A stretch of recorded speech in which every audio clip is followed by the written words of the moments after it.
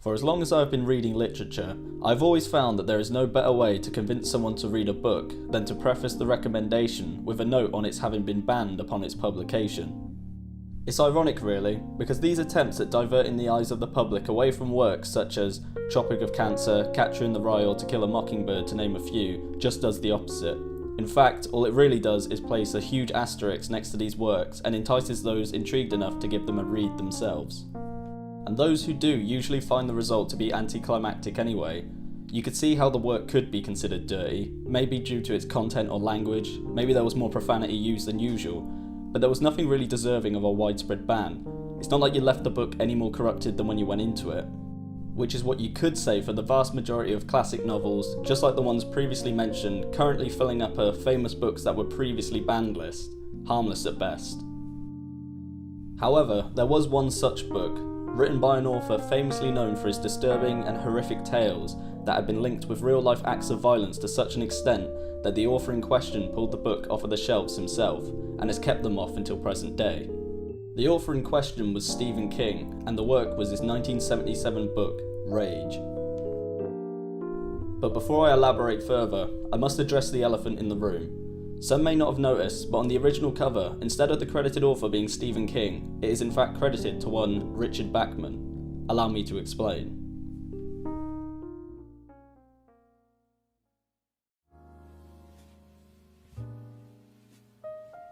During the 1970s, Stephen King was ascending to the celebrity status of being a household name. With the release of Carrie, Salem's Lot and The Shining, King had been writing bestsellers faster than his publishers could release them. And that is not hyperbole, it was genuinely the case for King. As any fan will know, King's work rate is incredibly high and his consistency is rarely faltered throughout his career. He typically writes at least 6 pages a day. Yet for King, in the mid-1970s, his ability to churn out novels was both a blessing and a curse. It was great that he was able to supply fans with more content to consume, but the problem was his publishers, the New American Library, were unwilling to release at the rate he was writing due to a fear of oversaturating the market with King novels, leaving King with an attic full of unused manuscripts. King was understandably frustrated by this, and one day had decided he was going to publish these already completed works straight to paperback and under a pseudonym. The idea being that this would solve the problem of oversaturating the market, whilst also answering a burning question that had lingered in the back of King's mind for a while, of whether people were buying his books because they were good books, or because they had the name Stephen King on the cover. And so, King created the pen name Guy Pillsbury, a name taken from King's maternal grandfather, and Guy was to release an old manuscript King wrote in 1966 and reworked to completion in 1971. Unfortunately, and at the last minute, the pseudonym was outed, and King had to change the name that was to be attributed to his new persona's release. As the publishers called to tell him of the last minute swap, asking him for a new name to attribute the book to, King had been at his desk, phone in hand, a Richard Stark novel laid to his right side, whilst a Bachman Turner Overdrive record played out of the record player. Comprising the two together, he responded with Richard Bachman.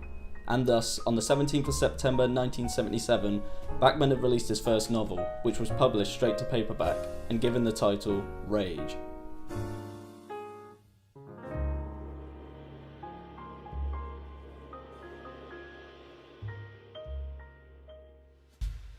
The story of Rage centres around a high school senior at Placerville High by the name of Charlie Decker, who we are first introduced to as he is pulled out of an algebra class to speak to the school principal on an incident in which Decker assaulted a teacher with a pipe wrench, almost killing him.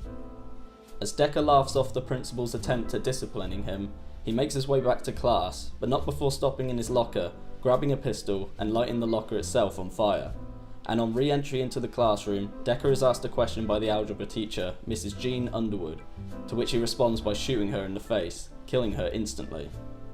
From here, Rage primarily takes place within the algebra classroom, as Decker holds the students hostage. The story is also interspersed with flashbacks that consist mostly of examples of Decker's abusive father and the events leading up to his decision to shoot up the school. However, what makes Rage interesting is how the classroom of students all begin to sympathise and even identify with Decker, and in response they all bond by sharing sad and embarrassing stories about themselves in some weird group therapy session. Yet there is one boy named Ted Jones who towards the end of the book, along with everyone else in the room, begins to realise that he is the only one being held hostage, due to his reluctance to share his embarrassing stories, which are in turn forced out of him. There is mention in the story via Decker of an astrological term called the Terminator, which is the line that divides a planet between the daylight side and the nighttime side. In what is probably the most important chapter, Chapter 10, the chapter that directly follows Decker's killing of Mrs. Jean Underwood, Decker rants on his philosophy on sanity, which is brought on by Underwood's final words before being shot, and which is also used as an epigraph to Rage itself. So you understand that when we increase the number of variables, the axioms themselves never change. Decker elaborates on his understanding of logic and sanity via this quote, using examples of, "I think, therefore I am. I have hairs on my face, therefore I shave. My wife and child have been critically injured in a car crash, therefore I pray," explaining how the axioms in these variables never change. However, Decker then begins to talk on the dark and illogical side to life, and the Mr. Hyde behind every happy Jekyll face, the face that appears when illogical things happen, such as war, terrorist attacks or school shootings, to which he then makes mention of the Terminator line, acting as a threshold between these two different aspects of the human mind. This chapter is the most important as it distinguishes the differences between Ted Jones and Charlie Decker, who in many ways throughout the book are shown to be more similar than you would expect. One example of their similarity is shown in the very beginning of the novel, when Decker points out how only himself and Jones were the ones to pass an algebra test, essentially alluding to both their intelligence. They also both come from dysfunctional families, as we are later shown when Jones is made to confess his mother's alcoholism. Thus, the two boys are essentially on the opposite sides of the Terminator line, with Jones the light side, in which he is still considered handsome and near perfect, regardless of his personal issues, and Decker, who lashes out and is violent and has now killed two people as a result of his own. In a way, the two are two sides of the same coin. However, because Decker is in power in the algebra classroom, he calls the shots, and seeing how Jones does not go along with it like the others, he is thus descended on by the rest of the students, which results in Jones being in a catatonic state.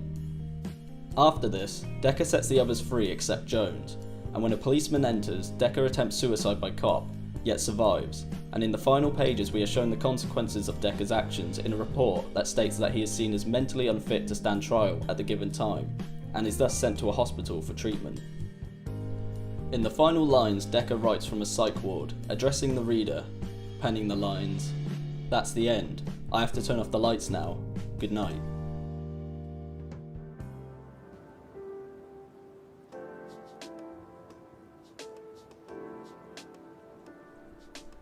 As Rage had been a Bachman release and not a King release, the sales of the book were next to none. Yet as Bachman began releasing more novels like The Long Walk, Roadwork, and The Running Man, he had developed somewhat of a cult following before being discovered in 1985. And once he was discovered for who he really was, people were eager to begin reading these new King novels that had been under their noses for the last 8 years. And that is when the incidents began to happen. There was something about Rage that identified with angsty high school students during the time, and it did not take long until Charlie Decker's fictional takeover of Placerville High had manifested itself onto the real world. The first incident occurred in April 1988 when a San Gabriel, Californian high school student called Joe Cox took students in his English class hostage with a Korean-made .223 assault rifle, whilst declaring, "Urban terrorism is fun." Luckily, he was rushed by a classmate and disarmed before killing anyone.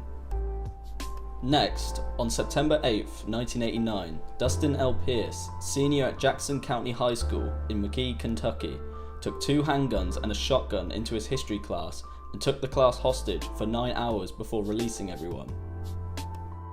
7 years later, on February 2, 1996, Barry Lukatis, a student at Frontier Middle School in Moses Lake, Washington, entered his algebra class, shot 2 students, killing 2 and wounding another, before fatally shooting the teacher and stating, "This sure beats algebra, doesn't it?" He then took students hostage, letting them go in fragments, eventually leaving 1, who fortunately overpowered Barry and disarmed him. And lastly, December 1997, when 14-year-old Michael Carneal shot 8 students, killing 3 and injuring 5, during a prayer meeting at Heath High School in Kentucky. Carneal had dropped his weapon and shouted, "Kill me, please, I can't believe I'd done that." King had only heard of the latter 2 incidents by the late 90s, but at that point it was enough to pull Rage off of the shelves. as all four examples, once they had been investigated on, as King would later find out in regard to the former two, had been connected to rage in one way or another. Some, such as Joe Cox and Dustin L. Pierce, were inspired in a broader sense, and in that I mean to just shoot up a school. Yet the second to last example, Barry Lukaitis, had parroted Decker in many ways during his shooting spree. Regardless, all four had been found to have rage either in their locker or at home, and that was what sealed the deal for King. Yet King did not take any personal responsibility for the shootings, as he would later elaborate on in his 2012 essay Guns, in which he dedicates a portion of it to rage, the incidents connected with it, and its subsequent removal. In this portion, King explains how the main issue of all four incidents stemmed from neglect and/or abuse from the parents of these kids who committed these acts, not his book. Yet he does show a responsibility for his work and its potential impact on the youth, in which he perfectly articulates in this quote: "My book did not break Cox, Pierce, Carneal, or Lukaitis, or turn them into killers. They found something in my book that spoke to them because they were already broken. Yet I did see rage as a possible accelerant, which is why I pulled it from sale. You don't leave a can of gasoline where a boy with firebug tendencies can lay hands on it."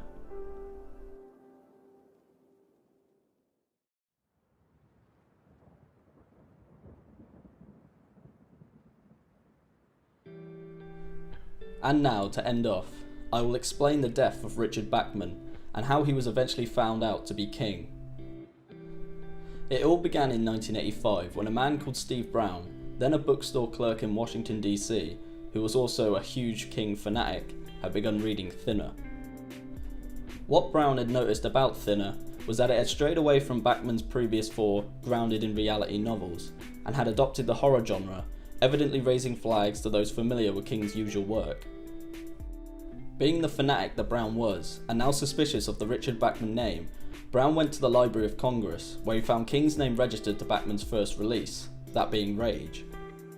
Now fully convinced of his suspicions, Brown wrote to Kirby McCauley, King's agent, stating what he had found, yet without any intention of exposing his findings to the public. It was more of a way to let them know he knew, and had irrefutable evidence.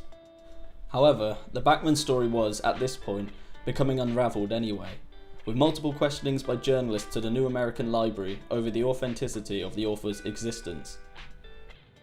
It was a shame Bachman's life had to be cut so short, as King himself felt as if his original purpose, other than the issue with oversaturating the market, which was to answer the question of whether people were buying King's books for his talent or name, was never really answered. And so, with the house of cards beginning to wobble and likely to fall anytime soon, King rung Brown's workplace, opening up the conversation by saying, "Steve Brown, this is Steve King. Okay, you know I'm Bachman. I know I'm Bachman. What are we going to do about it? Let's talk." Over the course of the phone call, the two began chatting, and after a while King began suggesting he give Brown an interview that he could use in order to write up an article about the story of the Bachman pseudonym, and how he was the one to uncover the truth. Brown obviously agreed to the idea, and the article was published in the Washington Post on April 9th, 1985. The title read, "Stephen King, Shining Through," and it began with the lines, "Novelist Richard Bachman died of exposure earlier this year, and I helped kill him."